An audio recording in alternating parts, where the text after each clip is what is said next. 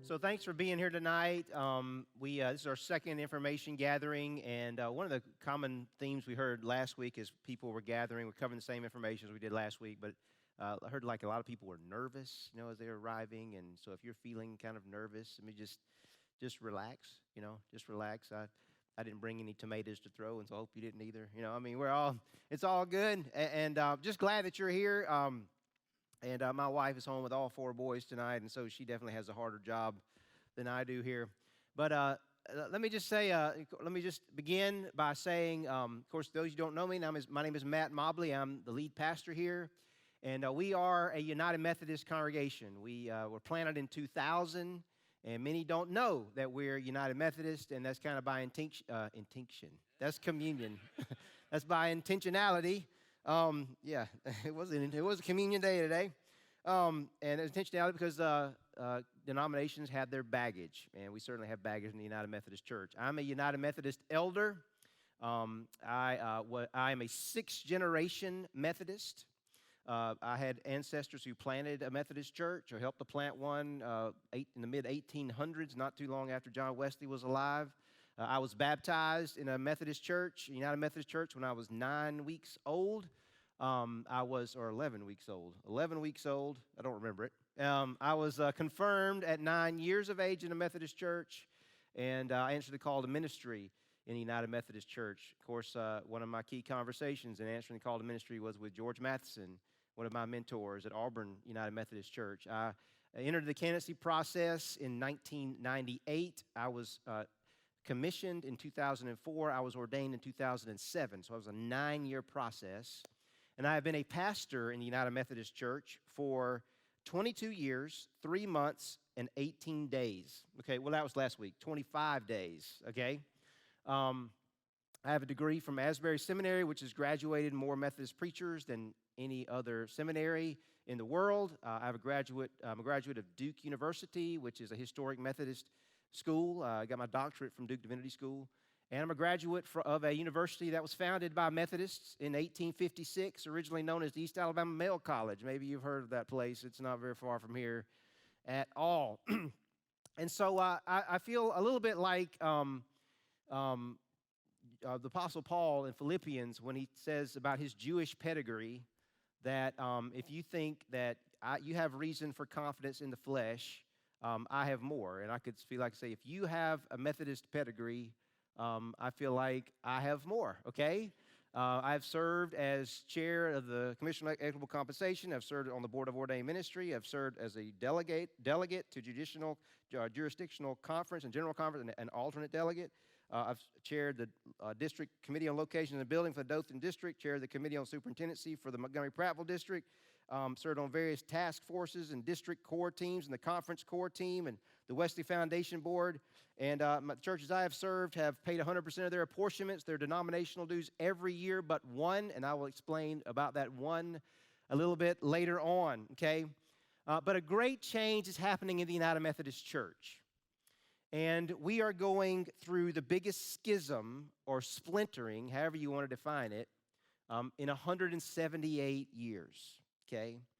And this will affect this church. This splintering, this schism, it will affect the future of this church. And my goal here today, this afternoon, is just to present you with information. Okay, I have opinions about things, and when those opinions come out, I will clarify that this is my opinion, and so that you will not confuse information from my opinion, okay? We're not going to make a decision today. This is for information purposes only. This will not be the last meeting before a decision is made. This will not be the next to last meeting before a decision is made, if there are any decisions that must be voted on by our church, which are to our possibility as I will continue to discuss this. Okay, the factors are complex, and my goal is to explain them for the person who knows nothing about the United Methodist Church. And so we will begin at the beginning. That's where we'll start, okay? Long ago, when the earth cooled. No, we will not go back that far. Okay, long ago, John Wesley, who was the founder of the Methodist Church in England, he led a revival in England that changed the landscape of England. Thousands came to faith in Jesus in England. Great Britain was the first to abolish slavery. William Wilberforce, who led that effort, was influenced by John Wesley. And many believe that England avoided a violent revolution like the French had because of the revival that the Methodists took a great part in. And that revival spread to America. And so John Wesley originally was hoping that the colonies would stay British, stay under the crown. But, of course, after the revolution was done, it was clear that it was, he had to accept. And so in 1784, he sent Thomas Coke to America with the words, "Offer them Christ." And Thomas Coke, he consecrated him, okay, which is something technically he wasn't supposed to do because he was a priest, he was an elder, okay. He consecrated him as a superintendent to go to America, to do the same for Francis Asbury, who was already in America evangelizing the colonists there. And so they came and they began to call themselves bishops, which is something that made Wesley very mad because he never intended that they would be called bishops, but they started calling themselves that. And so what happened is that under the leadership of Francis Asbury, Coke kind of went back to England and traveled all around the world. The Methodist movement spread like wildfire in the frontier of America. And this was spurred, in many respects, led by people like Asbury. Asbury had such a huge effect on Methodism in early America, but on the circuit riders, okay? And the circuit riders were basically frontier missionaries. They were Methodist preachers who traveled on horseback from place to place.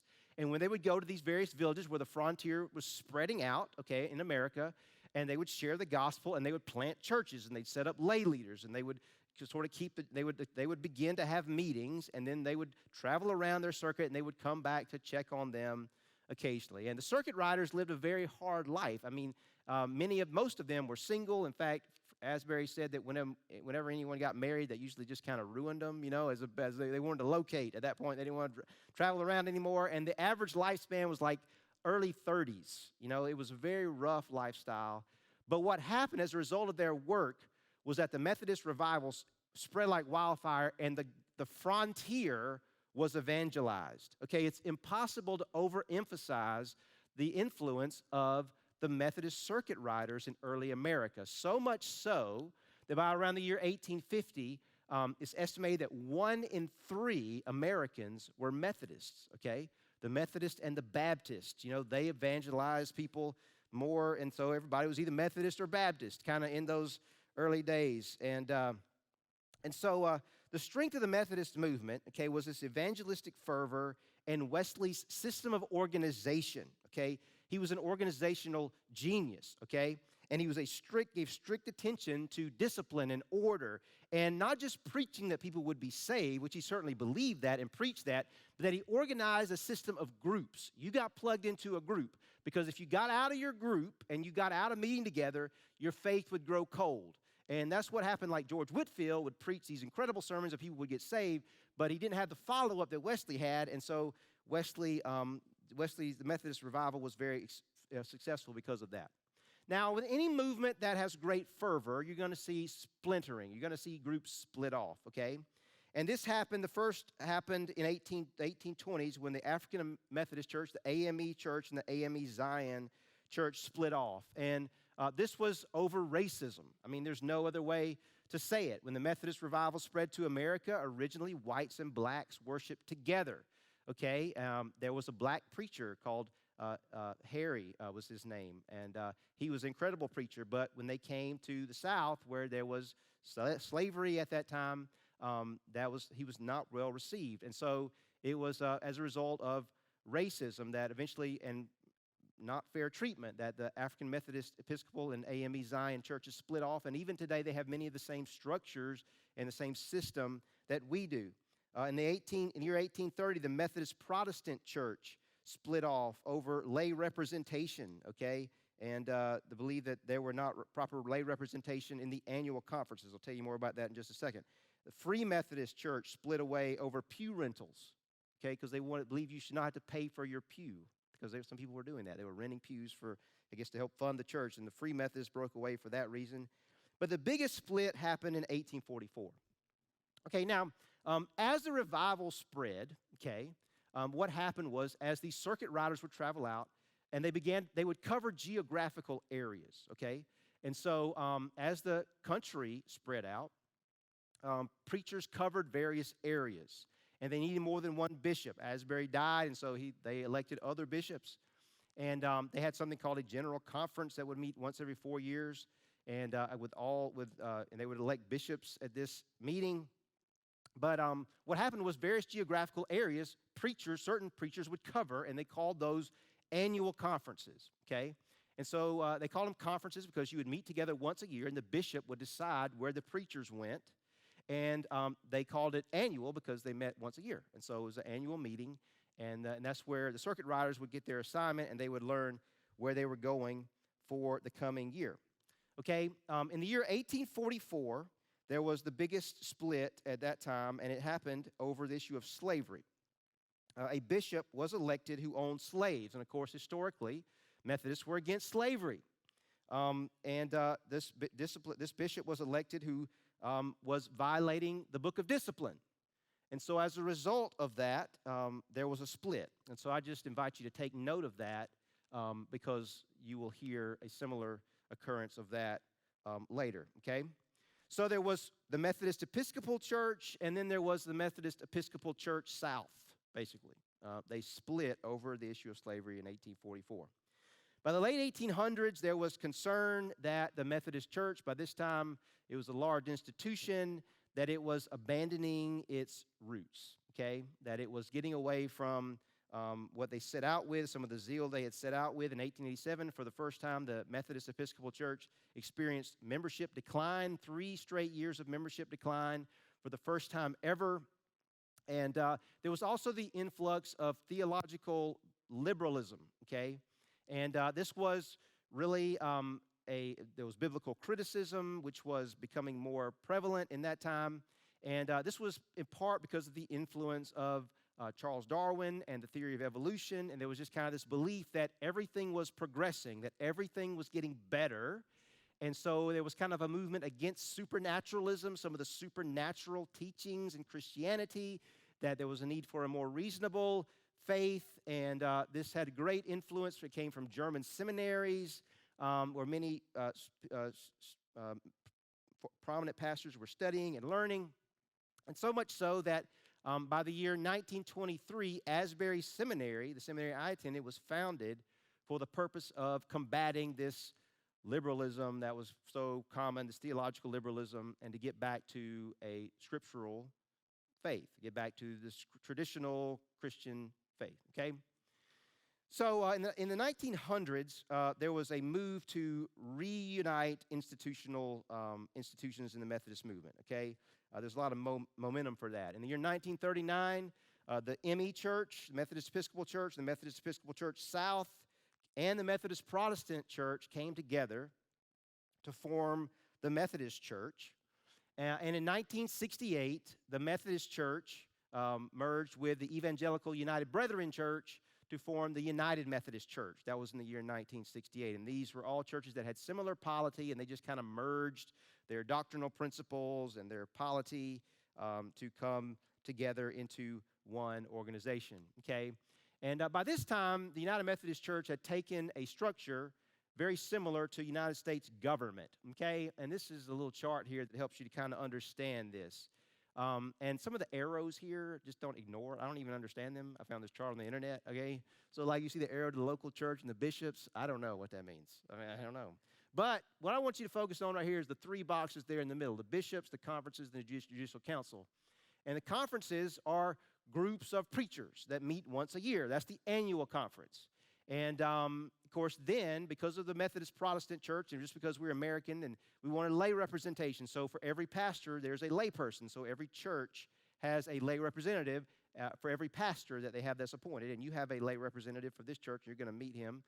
Some of you already know him, but you're going to see him before the end of the day. He just can't wait to get up here and share. But no, I'm just kidding. But he's great. He does, and the bishops, of course, there's more than one bishop. And the Council of Bishops is what they're called. They form kind of like the executive branch. The conferences form like the legislative branch. They make church law.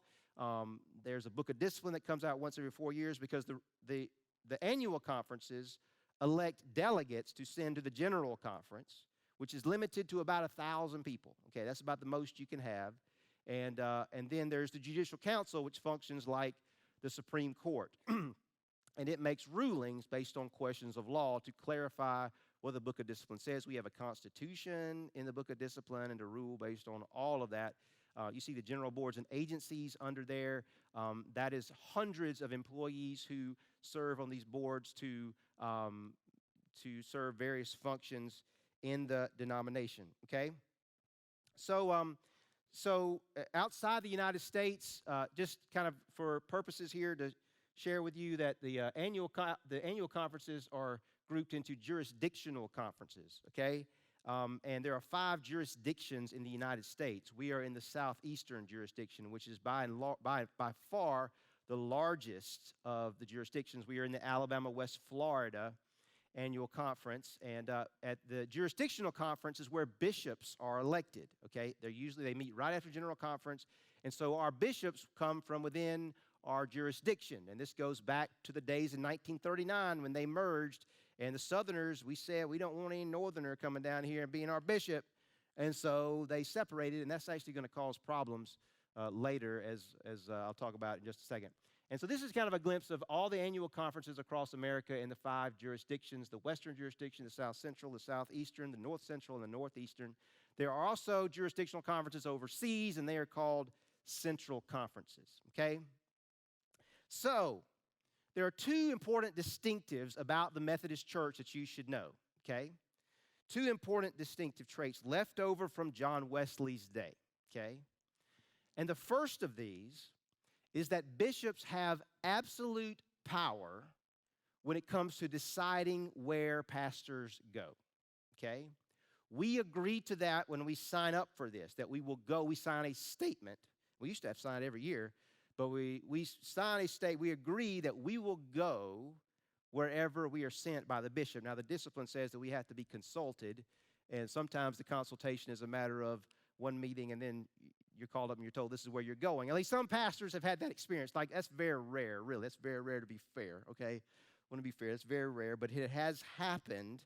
Bishops have total authority. We know of some places where that has happened recently, some big churches where pastors were moved against their will, okay, or told they were moving, and then they fought it, so whatever.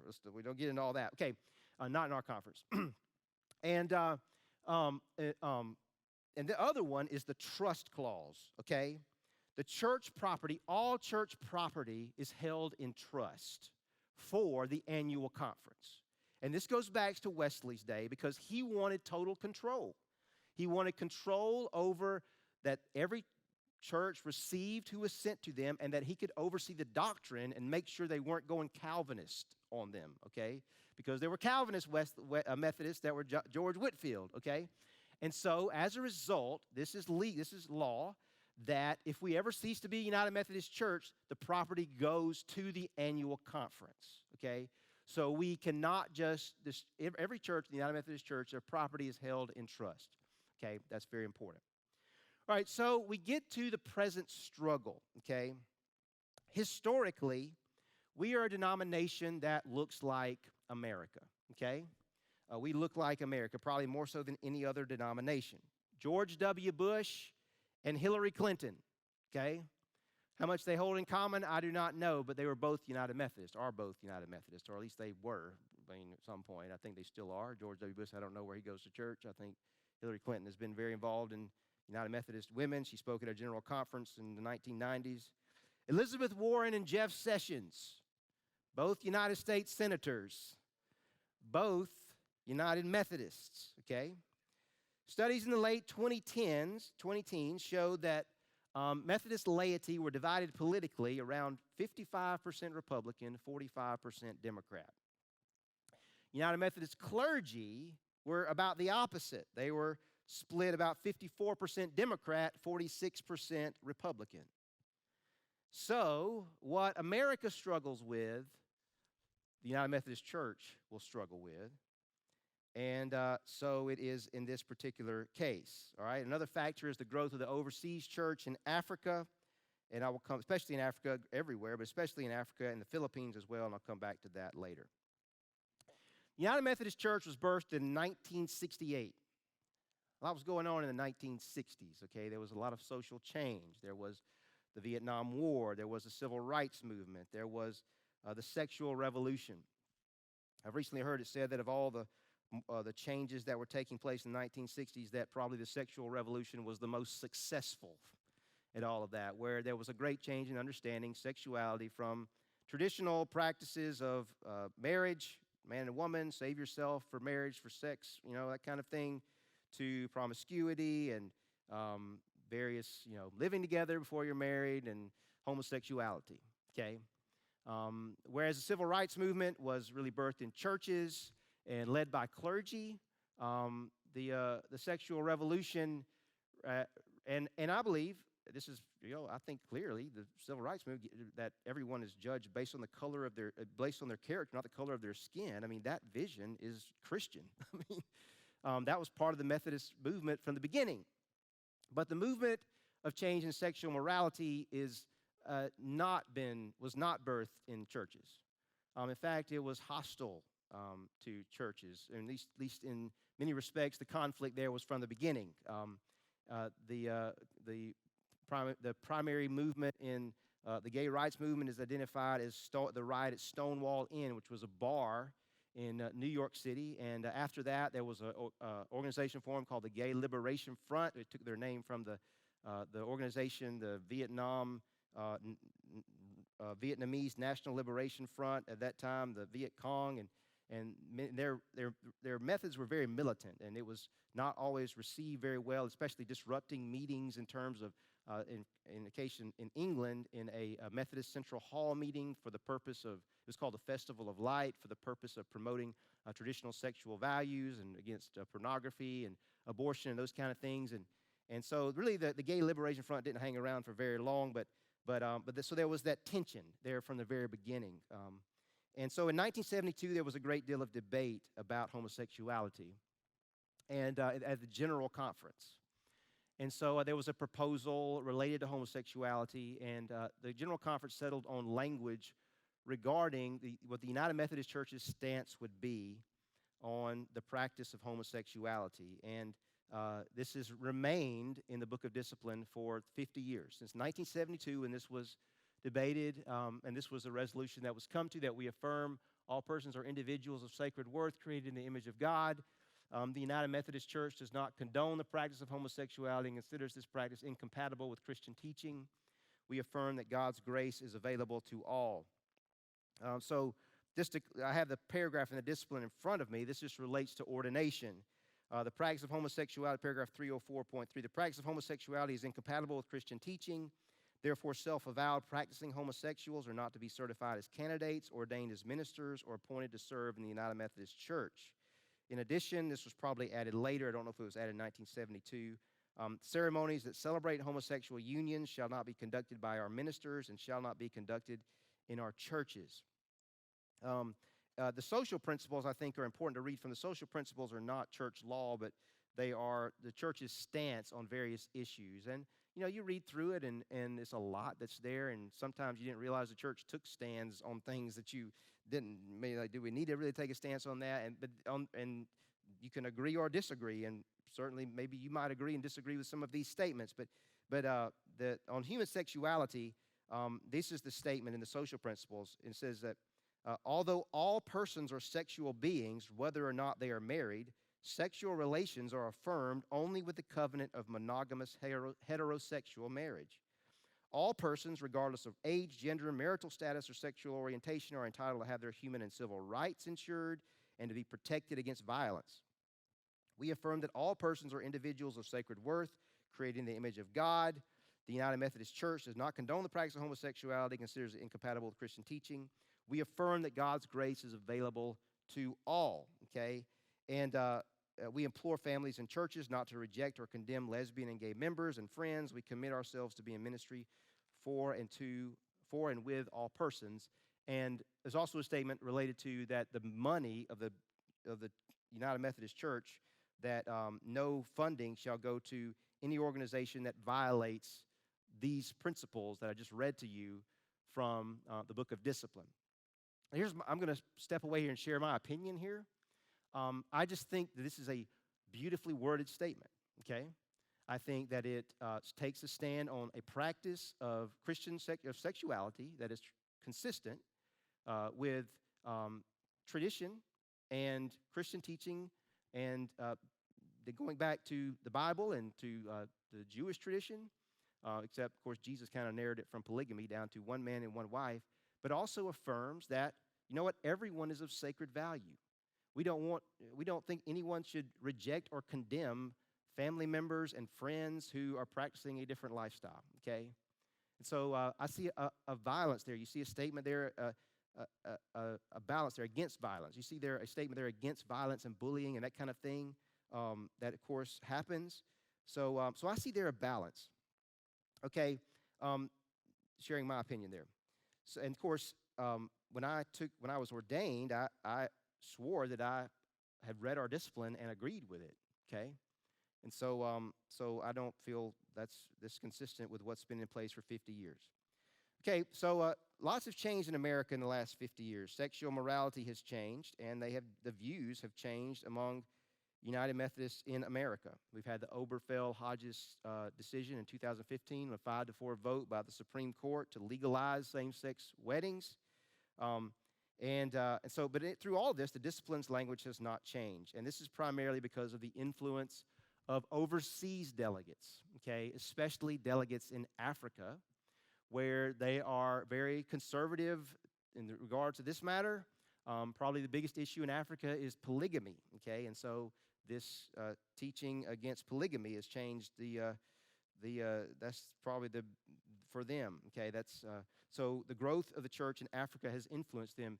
Since the United Methodist Church was formed in 1968, membership in the United States has never increased. There's not been 1 year where the United Methodist Church has grown in the United States since 1968. However, it has grown exponentially overseas. There was 11 million members in the United States in 1968. In 2020, I believe in 2020, there were 6 million, with 7 million overseas, and it's likely that's gone down even more. There's been talk about a death tsunami because so many United Methodists are over, or older, okay?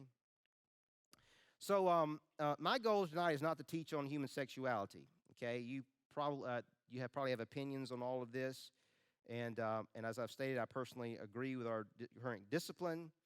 There are those who believe that the Bible is the Word of God who do not agree with me. They do not agree with my interpretation of this, and they do not like that language in our discipline. And you might ask the question, well, how did they come to that conclusion? You would have to ask them on that in that case. But there will be a time to teach on this. I think this is a discipleship moment, and so I am considering and looking very strongly, possibly will teach on this sometime early next year, not just on homosexuality, but just on sexuality in general, because I think that it's an area where we are, this is sharing my opinion, that we are discipled by the culture, not by the Word of God on this matter. And I'm speaking heterosexual, I'm speaking especially in that regard. Okay. Now, this issue this stance has not changed in 50 years, but it's not because it hasn't been debated, okay? Take you through the story. In 1996, at the General Conference in Denver, for the first time, 15 bishops openly declared their defiance of the Book of Discipline on this issue. Activist groups somehow learned where all 900-plus delegates were staying and put doormats at their hotel rooms, which read, "Open the door for us, and we will open the door for you," attempt to change the language on human sexuality in this regard. When the vote to change the language in the Book of Discipline was defeated, 65% to 35%, members of those groups barred the doorways to the convention center so delegates could not get in, and when they did, some were spit upon and slapped. In the year 2000, 4 years later, in Cleveland, once again there were protests, and once again the votes were not there to change the Book of Discipline. One woman in the convention center climbed up, threatened to throw herself down, okay, from a ledge. She climbed up on a ledge and threatened to throw herself down to kill herself in front of everyone when the vote on this matter was defeated to change the language once again. She climbed up and she was rescued. and there was the bishop there stopped for prayer when all of this happened, and hundreds were arrested at this general conference who were unauthorized on the floor of the convention center. Adam Hamilton, who's pastor of the, at least has been, I'm not sure if it still is, the largest United Methodist Church in America, talks about what a transformative event that was for him to see this lady who was ready to cast herself down and to greatly harm herself over this matter. In 2004, in Pittsburgh, again, the discipline was voted to be upheld, the stance on human sexuality, not to change. And it seemed like as if on cue, when this vote was held, the presiding bishop said, "We have guests among us." And there was a drumbeat that was heard, and the doors came open, and protesters took over the convention hall floor. And in an unprecedented step, they came down to the front. There was all over the place, and a communion chalice, which was on the communion table, was taken and thrown on the floor and broken as a demonstration that of the brokenness in our system in their mind. In 2008, similarly, protests were held that shut down proceedings for a full day. And there was passed by the General Conference an attempt to regionalize the UMC. And this way that different parts of the world would be able to have kind of their own book of discipline. This would require constitutional amendments, which are 2/3 votes, just like constitutional amendments in the United States Constitution. Amendments to the United Methodist Constitution requires 2/3 vote. And they got it from the General Conference, but then it had to be voted on by every annual conference, like all around the world. And so I got to vote on it, and I don't go to General Conference, and I'm not a delegate there, but I got to vote on this but it was defeated in the annual conferences 75 to 25%. Nowhere near, not even 1/3, okay? And it was seen as an attempt to change the language on human sexuality so that the Africans could have their own language. It was perceived that there really kind of was the voting bloc that's keeping the stance of the United Methodist Church in its current stance on human sexuality. And so what this showed was this defeat of this proposal. It showed a great deal of distrust in the institution and a sense, rightly or wrongly, that there's an agenda, okay? This was on full display in 2012. A reorganization plan was presented that the Council of Bishops leadership really helped to present, and it was regarding those boards and agencies that I told you that have become very, I think this is an opinion, this is probably an opinion, but very bloated, very, bureaucratic, I guess is another term. I'm sure there's good work that's done, but attempt to streamline these things. But it was perceived that there was an agenda in that, and so it was defeated. Conservative groups acted to defeat it. And I say this, again, sharing my opinion, I was in favor of this. I thought it was a good idea. At that time, the Council of Bishops chair was the bishop who ordained me. He had been our bishop. His name was Bishop Larry Goodpastor, okay? Like he came out of a Dickens novel, Good Pastor. But he was the one who ordained me. But it was defeated, and so there was another plan presented that these kind of conservative groups brought forward, and I hope I'm saying this correctly, but they brought it forward called Plan UMC, and it passed. But then on the last day of General Conference, the Judicial Council, the Supreme Court, stepped in and said, nope, you can't change the rules, you can't eliminate guaranteed appointment, which that means an ordained clergy is guaranteed to get an appointment, whether they're doing terribly or not. You still have to send them somewhere. It's like tenure, okay? And so just people walked away from that in despair, in a sense that we just can't get anything meaningful done because of the lack of trust in our system. Also in 2012, Adam Hamilton and Mike Slaughter, pastor of the two largest United Methodist Church in America at that time, probably in the world, maybe in the world at that time, I don't know.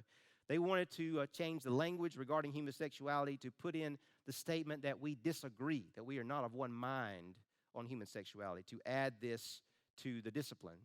And it was defeated, okay, that because it was brought up. Someone said, actually it was Maxie Dunham, who's former president of Asbury Seminary, because I watched it on TV, or on the internet. He said, we don't say this about other issues that we disagree. Why do we have to say it on this one? And so it was defeated 53% to 47%. Okay, and so there was a lot of anger about that vote. The final vote on changing the book of discipline was defeated 60% to 40%. Now, by this time, there is a strong undercurrent of disobedience to the book of discipline regarding this matter, okay? So much so that by 2014, a group of clergy supporting the current book of discipline language, began to say we can't do this anymore. And they began to call, it's called the Integrity and Unity Statement. And they called upon bishops to enforce the discipline. And just to give you a picture of how things had progressed, by the year 2016, the 2016 General Conference, over 100 U.S. clergy were present to come out of the closet at General Conference. And, of course, there was no repercussions. They could do so because there would be no repercussions. And I don't know how many of those are, practicing versus non. I don't know that. And obviously that makes a big difference whether you were. But that happened at the General Conference. There was no attempt to vote on homosexuality. At least they didn't get to that in 2016. But instead, they had a vote. They were trying to vote on a rule on how to debate it. And because it was clear there would not be the votes there to change the discipline, and so there was thoughts of all the protests and all the despair and the agony. And so it was brought forward. There was a lot of chatter about just splitting the denomination, okay, to come to a split. And so groups were meeting behind the scenes and all this. And so the bishops came forward, and they presented a plan. They said, look, let's have a special general conference to decide this because this is tearing us apart. And we'll form a commission, and they will meet, and they'll come up with a plan on human sexuality, and we'll have a special general conference just for this issue to resolve it and put it behind us. And Adam Hamilton presented this resolution, okay, to, again, Adam Hamilton. Obviously, Adam Hamilton, his views on this change. Have changed over time, and he is very supportive of changing our Book of Discipline's language on human sexuality. When he presented it, it was defeated by a vote of 438 to 393. This idea of having a special general conference, it was defeated. And so I was watching this online, and I thought, and I had to go to a church meeting, I thought, this is great. And so I turned it off because I did not, in my opinion, I did not think that needed to happen because I didn't think it was necessary, okay? But come to find out is that it was brought back up by someone else. There was a lot of confusion about what people were voting on, and it passed 428 to 405, okay, the second time. And again, very narrow votes on both of these. And when I heard that, because I wasn't watching, I thought it was done, but it obviously was brought back. I was despairing because I knew that it would lead to a split, okay? So a special commission was formed called the Commission on a Way Forward with the goal of settling this matter forever, okay? And they set a special general conference for 2019. This was in 2016, and some of us were like, why can't we do this in 2018? Why do you have to wait 3 years to continue to, But it was set for 2019, okay? And the commission met, and so all of a sudden, things that we were not talking about, everyone we had to talk about. Because, of course, what are you doing? You know nothing about all of this. You're minding your own business and making disciples of Jesus, okay? Until suddenly, we have to talk about this. It's in the news. And so the commission presents 3 plans on how to solve this. And one is called the One Church Plan, which was to basically give every church kind of to do as they see fit, like do what is right in their own eyes. If you want to celebrate same-sex weddings, you can, and if those churches that don't want to, you don't have to, and kind of lets everybody kind of do what they want so that we can all stay together. And the second plan was the Connectional Conference Plan, which was a reorganization of the denomination in very complex ways that were under different umbrellas. It's like we're separate organizations under kind of a blanket umbrella. And it was really a very brilliant plan, but it required constitutional amendments. And there wasn't a lot of enthusiasm for that at first until it was too late. And then the third was the traditional plan, which kept the current language in place in our Book of Discipline and added enforcements to make sure it was being kept, because there was a lot of frustration, as I shared, but it was not being kept. What was happening was that clergy who violated the discipline would get like a 24-hour suspension, very much a slap on the wrist. And so in some trials, not even, clergy trials, those being brought, that's what it is, a trial, saying you're living in a manner of lifestyle that's not consistent with our Book of Discipline, and that being brought, and they were being just dismissed. And so there was an attempt to kind of strengthen that language via the traditional plan. Well, the bishops focused on the One Church Plan, okay? They endorsed that. They gave their energy behind that. And They wanted to present the one church plan, the connectional conference plan, to consideration for the special general conference. The large majority of the bishops, but a few of them held on and said, look, we got to consider this traditional plan too. And so because of a few bishops who were very vocal, it was included as well. And they were all going to be reviewed by the judicial council, okay, beforehand to make sure they were all constitutional. So usually the Supreme Court, looks at something afterwards, but this time they were going to look at it ahead of time, just before everyone met, so they could know what they were voting on, whether it was constitutional or not. And so the one church plan was largely agreed that it's okay, maybe a couple little changes there. The connectional conference plan had a few little changes, but mostly was agreed as acceptable. The traditional plan, like half of it was struck down, okay? And the reason for that was because it was written by one guy. It wasn't really developed. The commission didn't give it a lot of attention. It was kind of at the last minute thrown in. But there were some important things in there that we'll come to. Okay, well, in a stunning development, stunning for some, not stunning for others, in 2019, General Conference met, and of course, it was the traditional plan that passed. Well, I say, of course, you may not know that. 53% to 47%, it passed, and the one church plan was rejected, 55% to 45, or 45 to 55%. And if you were aware of this special general conference, and if you watched it, I'm sorry. I mean, that's all that I can say. It was very ugly. There was lots of shouting and crying and despair. Adam Hamilton took the mic and said that you're trying to make us all leave by passing this traditional plan, and even though you've made an awful lot of people mad. Those were his words. And what happened was that a tactic that began to be deployed in 2012, maybe even earlier than that, but it began to be employed at this meeting, and it's called parliamentary delay. It's an attempt to run out the clock. I mean, there's only so much time the General Conference has met. They've allotted millions of dollars to reserve this convention space. And if you want to gum up a parliamentary process, you can do it by endless amendments and points of order and debate. And so this is what happened. So that it's really incredible that this vote was even able to take place, but so that really all the traditional plan was not able to be passed. But there was one important part that was passed that included an exit clause. And we're going to come back to that in just a second, okay, because the goal was to encourage separation to end this strife. All right, so the traditional plan passed. The Book of Discipline was upheld the stance of marriage and sexuality, and there was included mandatory sentences and all these on various. It was going into effect in January 1st of 2020. One of the things that I did not mention was in 2016, just 3 years earlier, there was bishops' election. Bishops were elected, and this always happened after the General Conference in 2016, every 4 years. In the Western jurisdiction, the Western Jurisdictional Conference elected Carolyn Oliveto, was elected a bishop. She was the pastor of Glide UMC in San Francisco. And at her election, it was revealed that she had been in a sexual relationship with her now wife for 17 years. And she'd been in a relationship with her longer than they had been, married, I guess, in the eyes of the state of California before it overfell Hodges. And so this was known to all the delegates who voted. She was elected a bishop. Now, just want to point back to 1844, and you remember the election of the bishop who was living a lifestyle violated the Book of Discipline. Well, this was what happened, and the Judicial Council later ruled that this was an illegal election, that she should not be a bishop, but nothing was done. And it's because enforcement is at the jurisdictional level, because bishops are elected, so it's the Western jurisdiction where she was elected, which is by far the smallest jurisdiction. At the time, there were fewer Methodists in all the Western jurisdiction than just in the North Georgia Annual Conference, okay?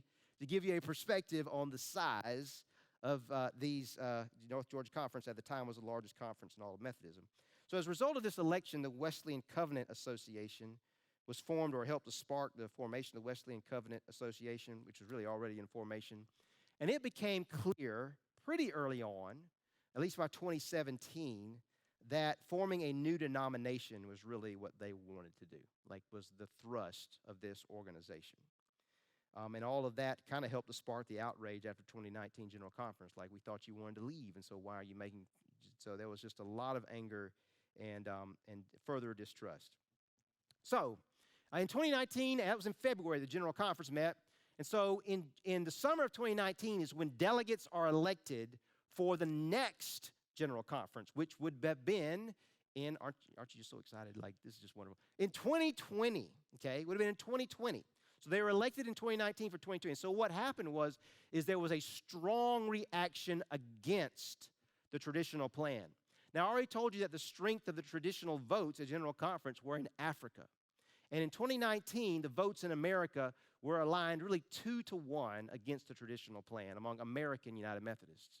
Well, the way that the votes went down in the summer of 2019 is that changed from 2-1 to 3-1.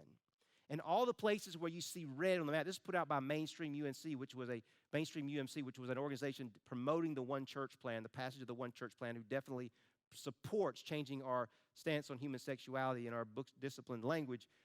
Everything in red you see is delegations that are 70 to 100% against the traditional plan. And of course, there's some traditional areas in there. They're colored gray. I'm sure there was no reason they picked that color, I'm sure.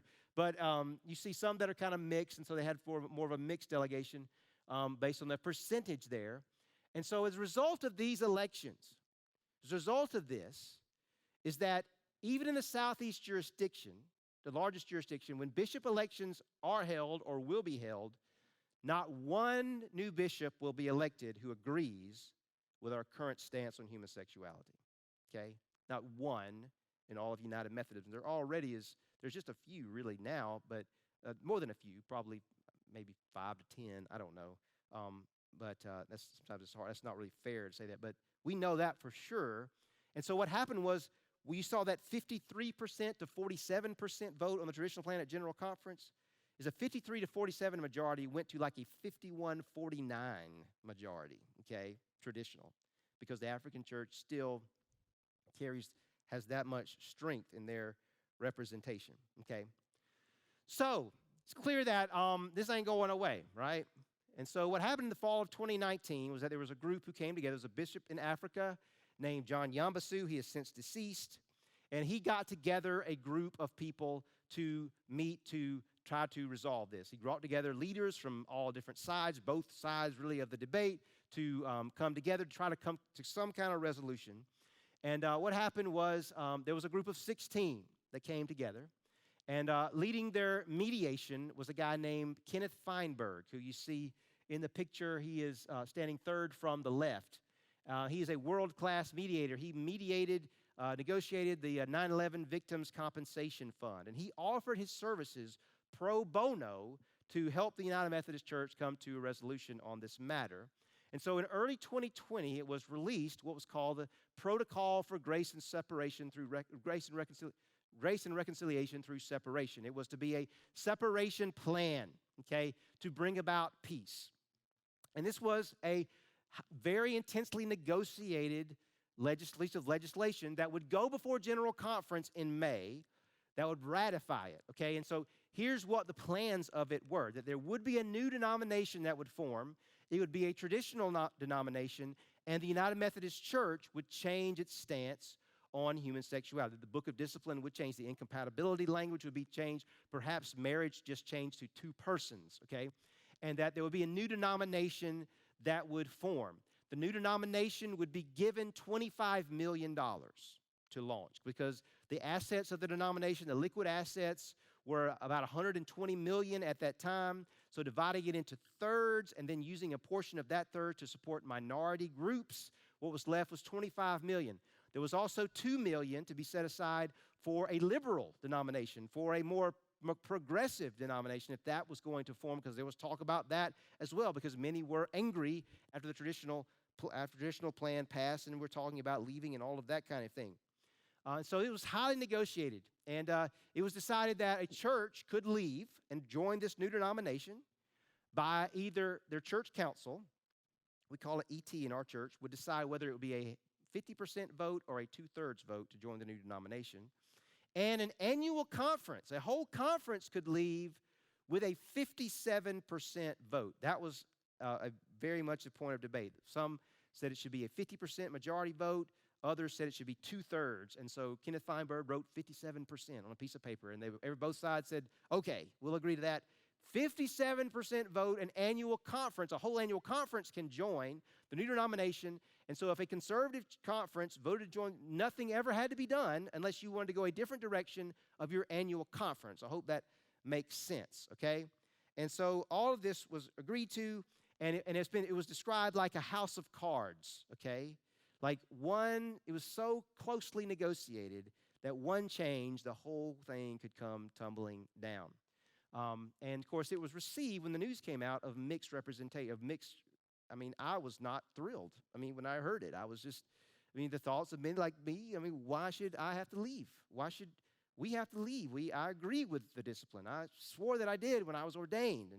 And of course, I didn't believe that the African, this is my opinion, the African had one bishop, John Yambasu, and there was 16 on that team, and there was 3 from the traditional side on that, traditional, you hate to use the word side, but who have a traditional perspective on that commission. And so it was receiving mixed, but some like me, were like, okay, we began to just become accept this. This is the way that it's going to have to be.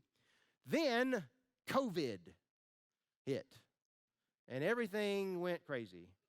And the General Conference set for May of 2020 was delayed until August of 2021. The pandemic continued into 2021. The annual General Conference was delayed again to August and September of 2022. And plans were already be putting into place, of course, all the talk, and so just the WCA just started going ahead and organizing a new denomination, getting a transitional book of discipline written in preparation for the launch of this new denomination, okay? There were also some bishops very few bishops who were involved in that. That brings us to this year, February, March of 2022. The Commission on General Conference. And I had their pictures up there. There they are. Team of 25. And typically their job is to decide the hotels and the venues of General Conference and all that. But they were deciding whether or not General Conference would meet. And I actually know someone who serves on this commission, okay? And they were meeting by Zoom, as you can see.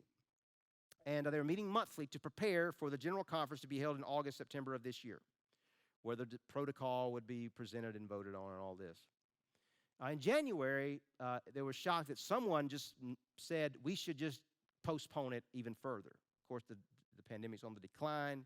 There was Omicron at that time, and it was kind of taken aback, but the commission decided we're going to move forward, just see how things go. And then in February, they were going to make a decision in March, but again, it was brought forward to delay the General Conference.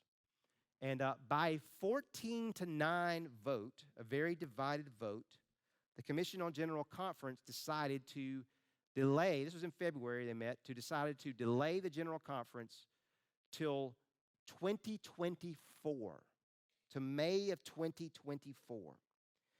And when this happened, this was a very controversial, very divided decision.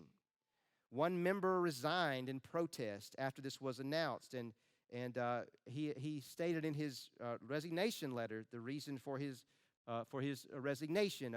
One of the concerns that was expressed was vaccines and delegates being able to get vaccines. Would they be vaccinated to be able to come to America? Well, there was an effort led by the Wesleyan Covenant Association and some of the conservative groups to get these delegates vaccinated so they can come to General Conference so we can solve this. And when they did that, some bishops outcried and said that this was unjust, that some would have access to vaccines while others would not. And so then there was a concern over visas and that would they be able to get visas. And so it was decided at this meeting that because of visas, that they would have to postpone General Conference, to effectively cancel General Conference to 2024. And in his resignation letter, the Joey DiPaolo, who wrote this, he said that he was strongly objected to this decision and said that actually visa letters were never even sent out. There was no attempt to get visas. There's always delegates who can't make it over visa issues to General Conference. And, y'all were here. We had Patrick from Uganda who was here on September the 11th, which would be when General Conference was supposed to meet. He got here fine. He said the world is open. The United Methodist Women, which is now called United Women in Faith, had their worldwide conference. WCA had delegates from Africa who got here with no problem. The Episcopal Church had a worldwide conference. They had no problem getting their people where they needed to be with the time to work on it. And so under the auspices of making sure everyone can get here, the voice of the church has been silenced, okay? And it's interesting that the international delegates, that this was voiced concern over the international delegates getting here, all the international delegates on the Commission on General Conference voted to have it, voted to have the General Conference. It was the American delegates who shut it down. So that's why and this is like whether it's a legitimate decision or not, a very divided decision, and you can see again an organization where there is no trust. That's why, either rightly or wrongly, this became the flashpoint, the effective canceling of General Conference. And after that, those forming the new denomination said, we're not going to wait any longer, and we're launching May the 1st. We're going to call it the Global Methodist Church. They'd already said that before. And churches have begun to leave in droves. Hundreds have already left, including Fraser, it has been the largest church in our conference. And they have done so utilizing a paragraph in the Book of Discipline that was passed in General Conference 2019 called Paragraph 2553.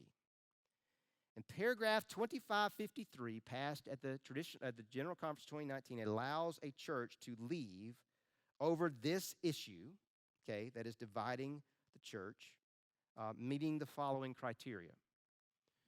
First of all, that you have an objection of conscience over the traditional plan or your annual conference's response to it, okay? Second, that's the first criteria to be able to exit by Paragraph 2553. The second is the requirement of paying liabilities, okay, and apportionments, and I'll explain more about what that is in a second. And the third is that this paragraph expires on December the 31st, 2023, okay? It expires the last day of next year. And so this is why churches are moving now, because you delay until 2024, this exit clause will be expired.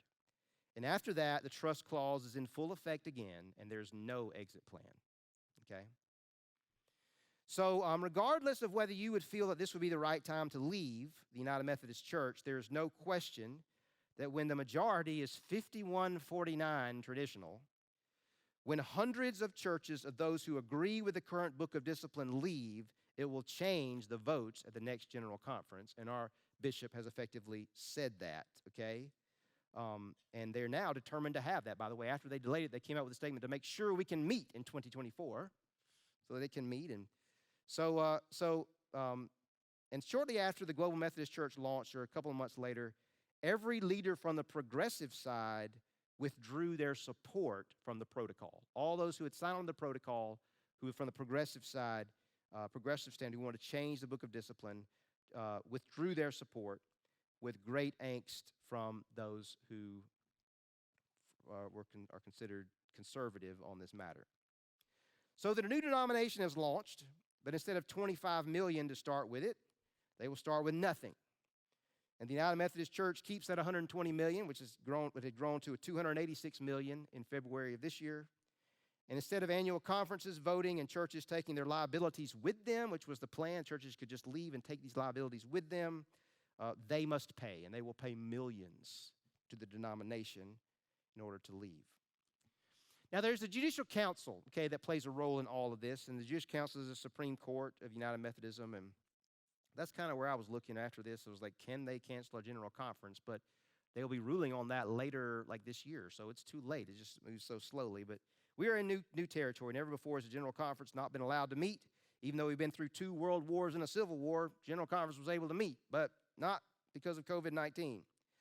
The denomination has shrunk greatly in the United States, as I shared, and so what's happening is that we're still operating on a budget passed in the 2016 General Conference. We are still being apportioned on that budget, even though the church has shrunk dramatically, and they're having all their meetings, so many meetings on Zoom now, and their need for funds has gone down. But because we're not able to meet for a General Conference, we are required to pay a budget we have not had a voice in, okay?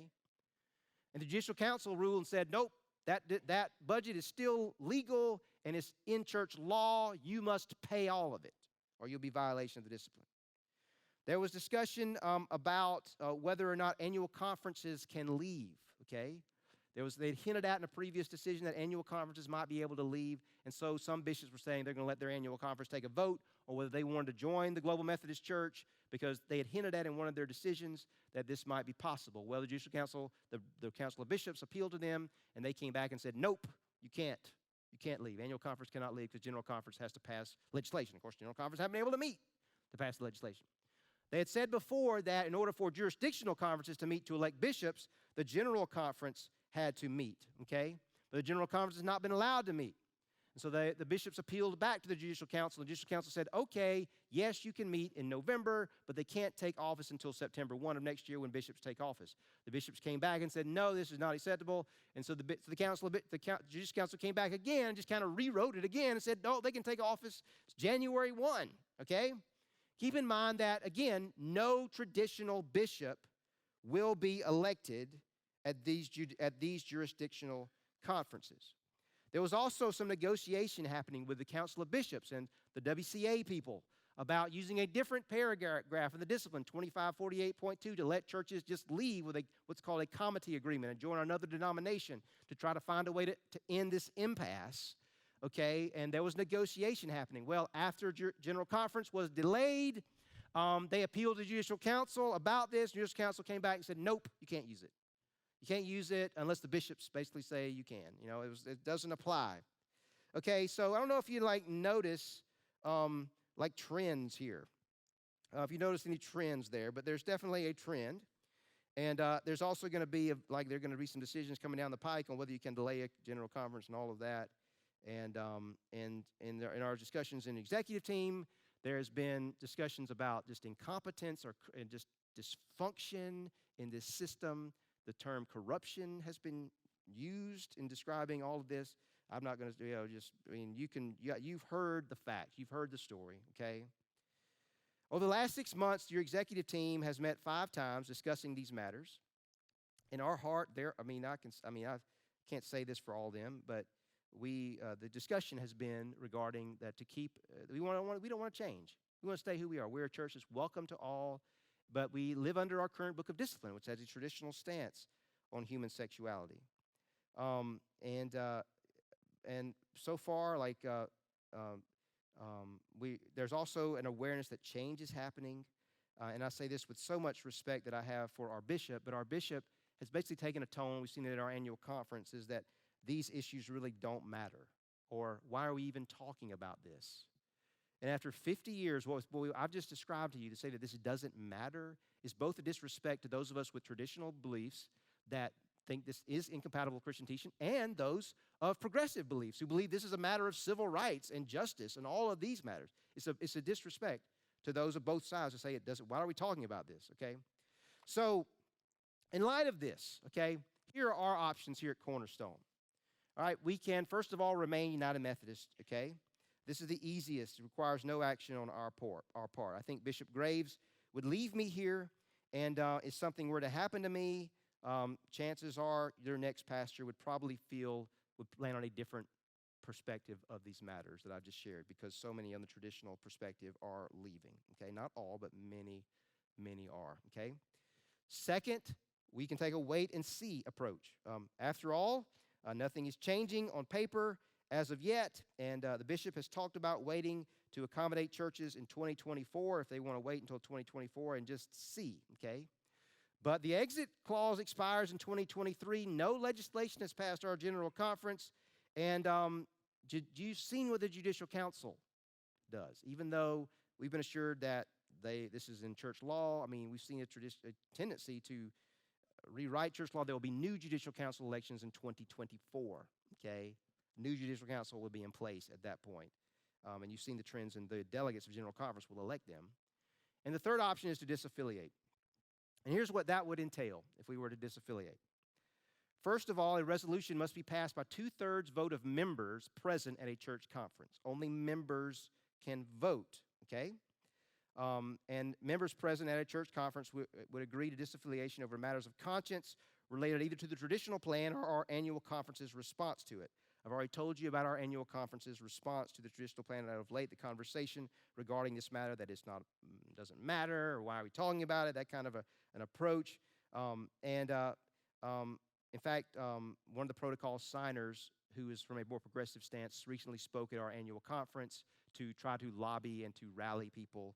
And he's a respectable person, I'm sure. I've never met him, but just to know that that is a perspective of our annual conference, okay? And B, we must pass this resolution, okay? Must be passed at the two-thirds, the special church conference where all members vote. Okay, two-thirds must vote yes. If you voted in abstention, that's like a no vote, okay? So two-thirds must vote yes. This is according to this resolution, must be passed, and these are the criteria, the eligibility for that, okay, for be able to exercise paragraph 2553. And then the second part, we've had to pay disaffiliation costs, and these are related to pension liabilities. The long and short of it, part of my pension is guaranteed, okay? Our church pays my pension. Your tithes and offerings help to pay my pension. The denomination sets the amount. We pay it. We're directly billed, but there's a portion of it that's guaranteed, and so there's a liability for that. And so that has to be paid, that liability covered to cover those who are still in the system, who are guaranteed. There's also a medical liability related for our conference for pastors between Medicare and when they retire, if they retire early, and to pay 2 years of your apportionments. And this, just for reference, our apportionments this year were $83,000. Okay, that's our apportionments this year. So Rusty got the number in 2021 for what this number would be for all these costs combined. In 2021, this cost for Cornerstone was $971,123. In 2022, in January 2022, this number was down to $850,200. And as of July 1 of this year, we were given an updated number of $688,216. That's our current disaffiliation number. I've been told that rising interest rates affect this number, this liability, which is very volatile, as you can see, is coming down, okay?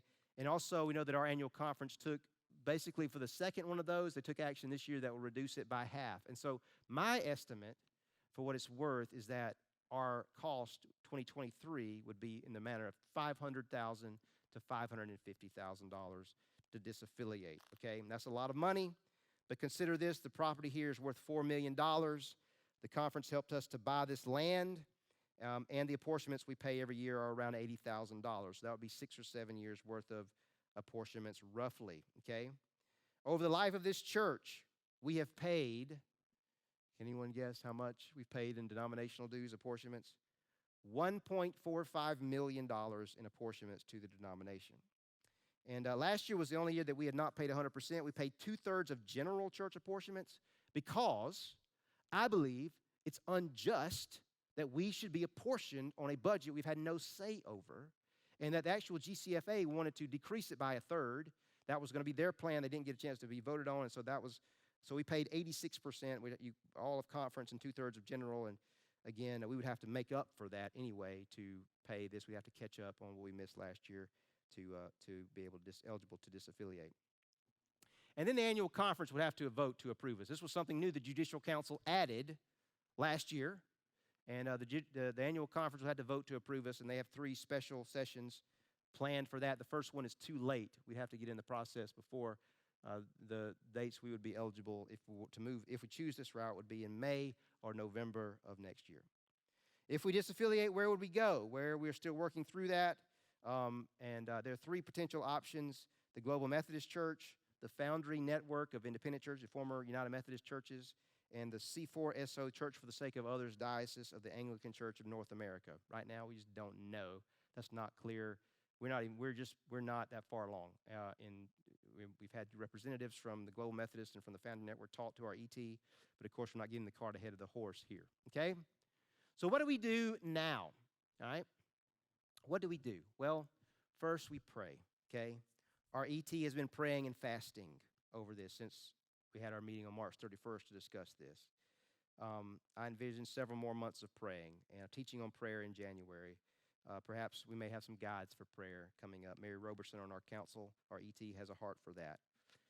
Get more information. I'm going to tell you more about how you can do that in just a second. What I've been doing with ET is just sending them articles, podcasts, information from various sides, to be fair. And they've probably had way more information than they really want, okay, on this. But I want to share that with you if you'd like to see it. And there will be a QR code, some of it, with you.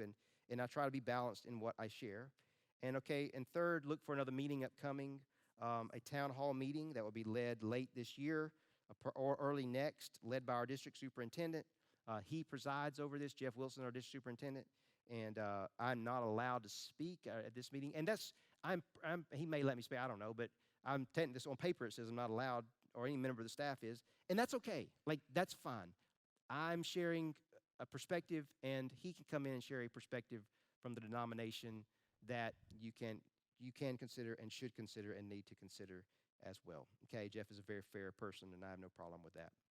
Okay, so that's a lot of information, and we went a little bit longer than I wanted, but we're going to pause 5 minutes. There's the barcode. Okay, it's going to be on the screen. I'm going to come bring it back up later that you can scan that with a QR code. There's also going to be a kiosk in the back that you can sign up for. Did we have the issues that we had? Did we fix those? Okay. So we're fixed. We're good. Okay, no more issues. So you can scan that and you can sign up for this email. I'm envisioning sending maybe 2 or 3 out a week with various information about it so you can be informed and be educated on some of this stuff because there's a lot to cover, okay? So we're going to take a 5-minute break. You have little slips of paper that you can write a question on. You want a question, we're going to have a little panel here, and we will address those questions in 5 minutes. You're going to turn them into Susan. Anybody with a yellow lanyard on, you can turn those questions into them, and we will, myself, and Mark and Jimbo, and we will answer those, okay? 5-minute break beginning now. I have with me Mark Smith, who's our ET Council Chair, and Jimbo Carlson. He's the lay delegate to annual conference I was telling you about earlier. And bless you, man. He got to go then and to serve you that way. So I'm just going to allow them just to briefly just add anything they want to add or say in addition to what I've shared before we answer those questions. So I just want to say we have an excellent executive team here. We have a team that is dedicated to this church. They are dedicated to being a part of the executive team. And it's been an honor to be the chairperson and just see us through this time. I started a few years ago as a general member, and we started out having to replace Rusty. And then we went through COVID, and now we're going through this. So it's been eventful, to say the least. And I think as an executive team, we are ready to move on. We're ready to move to going out and seeking the people of our community, right? And building, better relationships in our community and bringing in people that don't know Christ and that we can take the word to them. Hey, again, I'm Jimbo Carlson. I'm y'all's lay leader. I started, first of this year, and as Matt said, I was lucky enough to get to go to the annual conference in June in Montgomery. And real quick, I'll just share a little bit about that. Didn't really know what to expect because Matt kind of just wanted to, hey, just wait and see. You'll get to see how it is. Okay. So I get there, and, there's a great message, and my heart is filled, and then the music was just incredible. And I'm like, man, this is great. And then we get into the business session, and it's like, it was definitely bureaucratic. It was just, there was tons of filibustering. Nothing could get done because, like Matt said, there is a split within our conference, not just a split within United Methodist Church.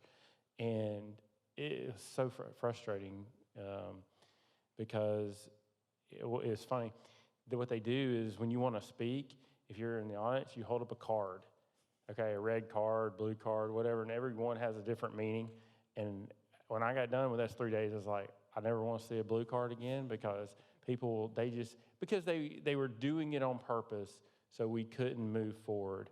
And like I said, the split was, a lot of people that want to leave and disaffiliate versus the other half is people that, or, delegates that don't want you to leave or want to make it harder for you to leave, okay? And so that was just disconcerting. And, Matt talked about the bishop and how, I thought he had an opportunity to bring everybody together, okay? And in his final speech, and you can go on YouTube and look at it, instead of doing that, he just basically parsed the people further apart, if you ask me, because he said, quit trying to leave and try and start leading.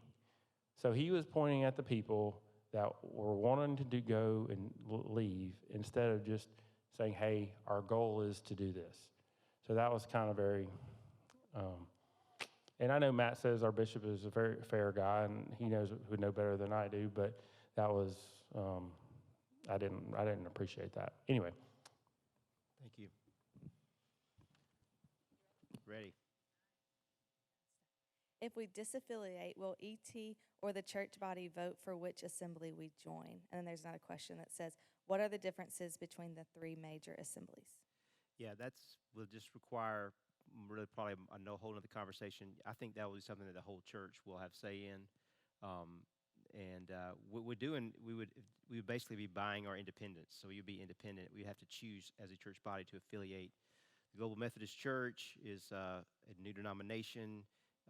It will have apportionments. It will have bishops, but they're basically kind of taking some of the dysfunction in the United Methodist, or at least what is perceived as that, and correcting some things.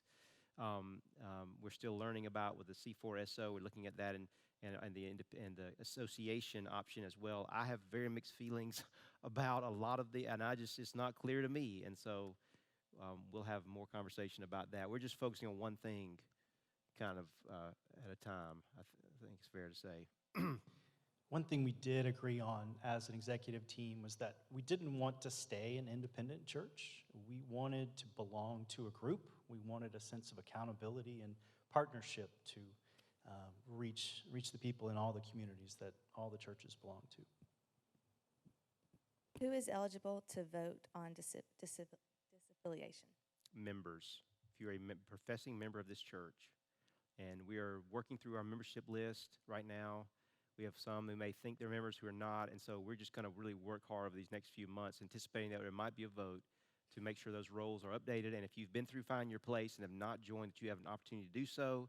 There's no shame. Like if you haven't joined and coming up, we're going to provide opportunities to do that because it's your church. I mean, it's your voice, and we want everyone who wants to vote on that to have a chance to do so. These are two questions I'm going to kind of put together because I think y'all can answer them together. If we opt for disaffiliation, is independence an option? Now, y'all have already talked a little bit about that. But then it also says, why are we considering another denomination instead of leaning non-denom or interdenominational? Yeah. One way I've heard it said by one of the guys who was leading the foundry, and I've talked to a pastor friend this week who had the same feeling, is like after you have a divorce, like you wait a year before, I don't know. Some people say wait a year before you date again. I don't know. I mean, I don't know. But like after you've been through that, just have a period of time where you just kind of breathe. And I don't know if we're going to do that. I can't speak for the ET. We're just in the beginning of those conversations. So yes, we are considering that.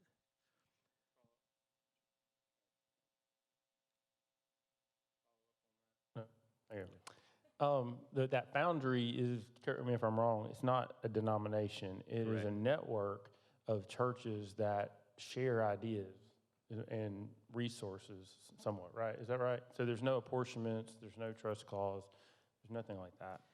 Yeah, none of those options have a trust clause, by the way. This is what we're going through is unique because legally we are bound to the denomination, and none of these options, the Global Methodist or the C4SO of the Anglican Church North America, or certainly the network, none of those, there would be that same requirement. What benefit does belonging to a conference provide the church? Yeah, there's collegiality, there's accountability. It's not personality-based, where it's built around one person.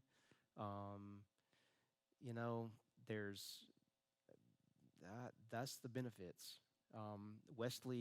Methodists have been connected in that way from the beginning. So, but we also, there's strengths to the non-denominational option. You have some strengths in that, no apportionments, and you have affinity with churches. These are churches that are very vibrant churches. So there is really very much a struggle that I'm going through and considering God, but I don't want to get a cart ahead of a horse. We're taking one step at a time here. We're not ready to say we're disaffiliating yet. We're taking this one step at a time. Yeah, the other thing to that, There's also support for Matt, right? He has other pastors that he can reach out to. He's not on his own. Yeah. Which group, and this is traditional plain UMC or global church, most resembles the Cornerstone Church now? Which of the options you mean? Well, which resembles Cornerstone. We don't want to change. Like Mark and I have met and we talked about this. He's like, we're not going to change. Like this is the thing is that we're going to stay who we are, and of course churches are always changing. You know, there's always you got a new pastor last year, and so there's always changes that are happening. This is a major change, but regards to who we are in terms of welcoming all, in terms of where we stand on this biblical teaching. This what I perceive, and many who, like I said, this not everyone, and I'm certainly not everyone in this room, not all of my clergy colleagues agree with me on this, but to remain where we stand in terms of for what our discipline in terms of this matter. Under the current paragraph reading disaffiliation, the church property would remain Cornerstone's, Correct. and then also without any other costs over the for the estimated 500 to 800,000. There's no Correct. extra cost.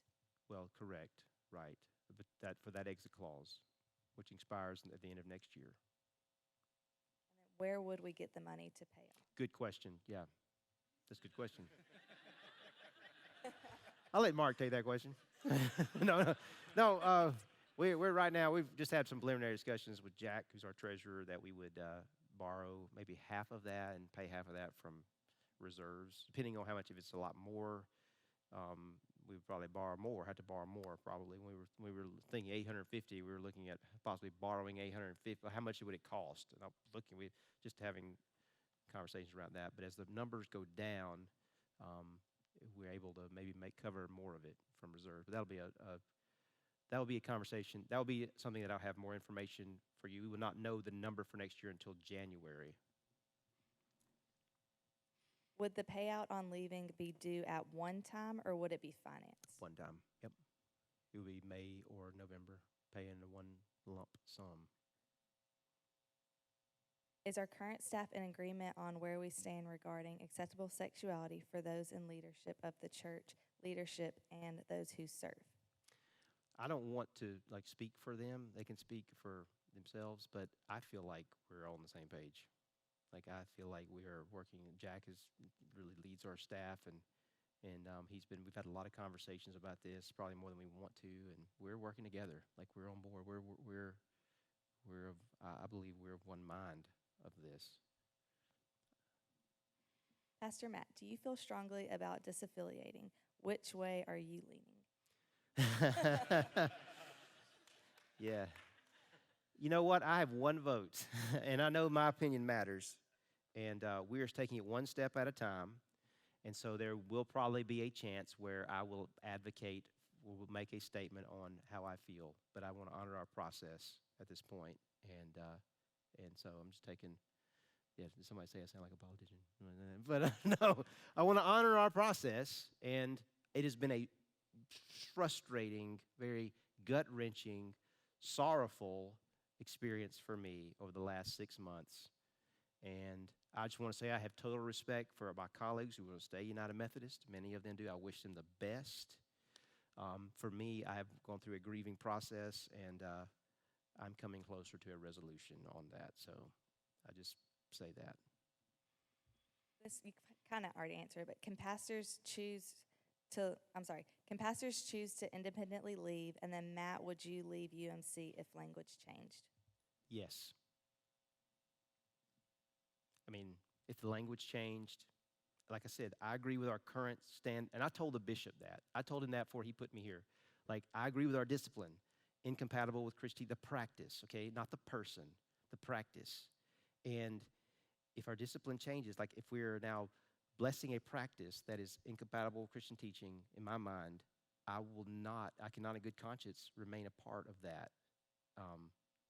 So yes, that's, I think. All right, this is the last question. What happens if we leave with Matt as our pastor? Also, if we stay? Good question. Yeah. So discipline's not changing right now. but we think that, like I said, shared with you, there's good reason to believe that it will. And there are very strong opinions to change it and very strong desires to. Um, and so my desire is to continue to serve you, okay? Serve this church. I can't believe that I get a chance to serve here, okay? And to serve here at this wonderful church in Auburn. And also, Rusty told me that you're going to retire here. I mean, he just told me that. We were having a conversation. So I'd love to, that's what I'm not planning on going anywhere. And so, so if the church makes that decision, then I'm going to go with you, okay? And so if the church makes the choices to stay, as I shared right now, I can stay. But if the language changes, then that would be hard. And I shared that with my bishop. And I at that time, I did not foresee this happening. I said, Bishop, if the protocol passes or if the language changes, that would be when I would leave the United Methodist Church. Otherwise, I don't want to. But now we see where a separation is happening and churches are leaving and things are changing really beyond that we're being caught up in. And so it requires not to choose at this moment, is to choose. There is a unique opportunity. So my desire, just the long and short of that, is to continue to stay here. And I mean, I can't say what God's will is, but I have no plans of going anywhere. Have you seen the housing market lately? Okay. Yeah. Okay. Just to add to that a little bit, from my perspective, right, Cornerstone is unique, and there was something about Cornerstone that brought each and every one of us here. If you're like me, when you first got here, you didn't even know that Cornerstone was a part of the United Methodist Church. So no matter what decision is made, I don't see Cornerstone Church really changing in any fundamental way, right? We're still going to be a part of this same community. We're going to look pretty much the same as we do today, no matter what happens next. So, we want to make everyone feel welcome. We want everyone to continue to be a part of this church going forward. Okay, great. Well, thank you all for your time. And I just want to reemphasize that I want to lead you with open hands. I want to, as your pastor, into the future that we feel called to together with total respect for all parties. And so we just to be a non-anxious presence in an anxious time. And so I just appreciate your time here tonight and devoting your attention. And so I'm going to ask Pat to come and close us in prayer. And we're going to put that QR code back on the screen, Taylor, and also you can sign up for the kiosk, because I probably will send out some emails starting this week for more information, especially if you're still kind of discerning yourself, so you can know more, okay? Let's pray. God, you are a God of grace and you are a God of mercy. And as we've heard tonight, we are a people who need your grace and we need your mercy, God. We need your guidance. We need your assurance. We need to be reminded, God, that you are a God who loves us all, but you're a God who has shown us how to live this life. And so, Father, we look to you. We look to you to lead our steps. We look to you for wisdom. We look to you for guidance. We look to you for grace and for mercy all along the way. Lord, in this time, as we begin the process of discerning as a church how to follow your will, Father, we look back to go, what do you desire? And who are you calling us to be? Father, let us live into that. God, we love you, and we look forward to an opportunity to continue serving you, continue equipping those around us to follow you. And so, Father, we ask for your guidance from here forward. In Jesus' name, amen. Amen.